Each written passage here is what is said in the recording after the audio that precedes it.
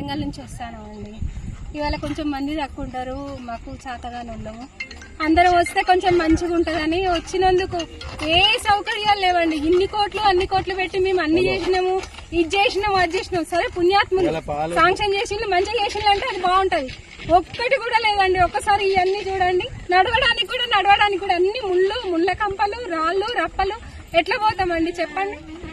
నువ్వు అన్ని చేసినావు, అన్ని చేస్తాను, నేను ఇన్ని శాంక్షన్ చేసిన, అన్ని చేస్తాను అన్నప్పుడు అన్ని చేయాలన్నా వద్దా? ఏది లేదండి, మాకైతే ఏ సౌకర్యం లేదు.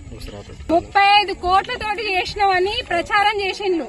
3 కోట్లు ఖర్చు పెట్టిందో లేదు అసలు. నిన్న వాళ్ళొచ్చి వీళ్ళొచ్చి అంటే మంత్రులు వచ్చినప్పుడే అయితేనే మంచిగా ఉంటాయి, కానీ మాలాంటి ప్రజలు మేమెన్నుకున్నోళ్ళే కదా, మరి మా పైసలే కదా, అన్ని మా డబ్బులతోటే మీరు అన్ని చేయిస్తామని అన్నారు కదా. మరి ఏవండి పైసలు తీసుకునే వరకేనా మేము ఇన్ని కష్టాలు పడాలనా? మరి ఎందుకు ఇన్ని ప్రచారాలు చేస్తాను? చెయ్యకండి. ఈ జనాలందరూ ఇక చూడండి ఎంత అవస్థలు పడతానో మేమందరము. మా కోసం పోసుకోవడానిక మీరు ఇన్ని ప్రచారాలు చేసేది? మా డబ్బులు తీసుకొని మీరు బాగుపడ్డానిక?